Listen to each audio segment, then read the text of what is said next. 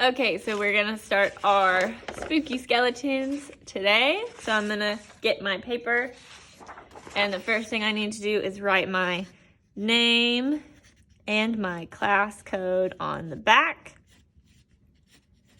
And since we're not cutting these out, we don't have to worry about that getting cut off. We're ready to go. So this is gonna be a tricky project because we are using a white crayon to draw everything on our white paper. So you can see on the skeleton, this is all white crayon here that I use to color. And when we paint on top of it, it's gonna press through. So it's gonna be a little tricky to see everything that you're drawing, and that's okay. So we're gonna use our step-by-step to do these as well and make sure that we're getting those shapes in. So you may have to look really closely as you draw, and I'm gonna keep this here as an example as well. So you're not gonna be able to see very much as I'm drawing, but it's okay. It's gonna all press through once we paint at the end. So I'm gonna start with his head, and I'm gonna draw a square, but I'm not gonna close it at the top. So I'm gonna start around the top-ish area and draw the bottom of a square. So just the bottom, and I'm not closing it at the top. Let's see if I hold it. And now from there, I'm just going to, instead of closing this rectangle or square shape, I'm gonna do a big circle on top to create the top of his head. And now I have his skull. Again, it's gonna be hard to see. So now I need to add his eyes and his nose. And now we're not gonna color that in because we want it to show through.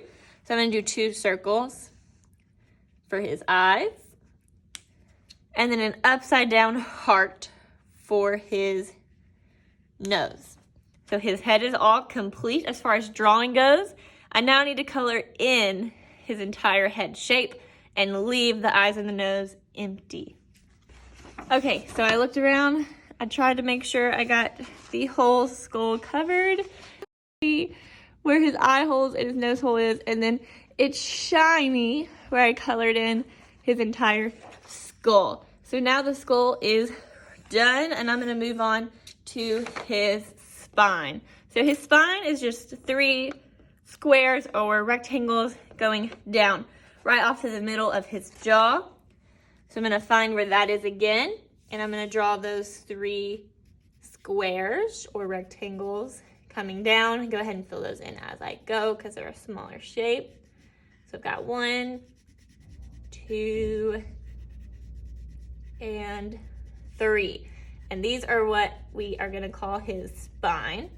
And that is the middle of our skeleton. So I've got his spine done, 1, 2, 3. And on the edge of each spine, I'm gonna do these skinny ovals on both sides. And this is his rib cage. So I'm gonna do a skinny oval on each side of each square and fill that in as I go. So there's 1. So next shape is a little bit harder. We've got his pelvic bone, his pelvis, his hip bone, and we're gonna draw this blobby shape. So it's a big curved line on the top, and then 2 curves on the side. Reminds me of almost a butterfly wing, but then it comes down into one big curved line. So I'm gonna start right under that spine with a curved line, and then I'm gonna hook it around like the butterfly wing, and then connect those 2 hooks with a curved line.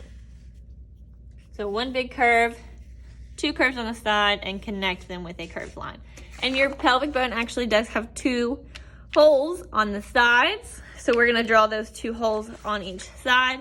Up in those, what we're calling butterfly wings, we're gonna draw 2 circles to be the holes in your pelvic bone. So now I'm gonna color in this entire pelvic bone and leave those holes empty. We've got his pelvic bone. We're gonna go in with his legs since we're already at the bottom. And we're doing 2 rectangles and then these almost oval shapes, but then you give them 3 curves to be like his toes. So 2 oval shapes coming, 2 square shapes coming down from his pelvis, 1, 2, and then his feet, we'll talk a little bit more about in a second. So from his pelvis, I'm gonna do 2 rectangles on each side.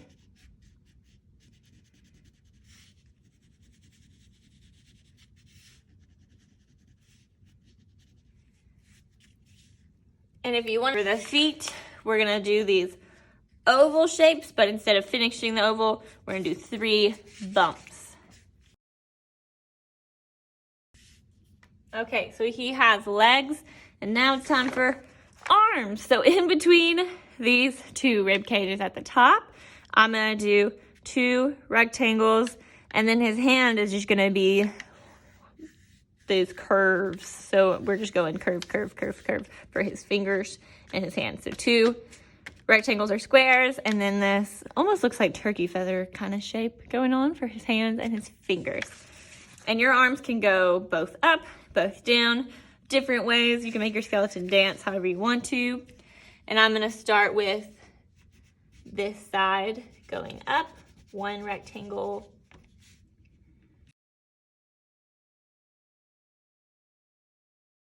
Okay, so now my skeleton is complete. If I kind of shine it around the light, you can see him show up just a little bit.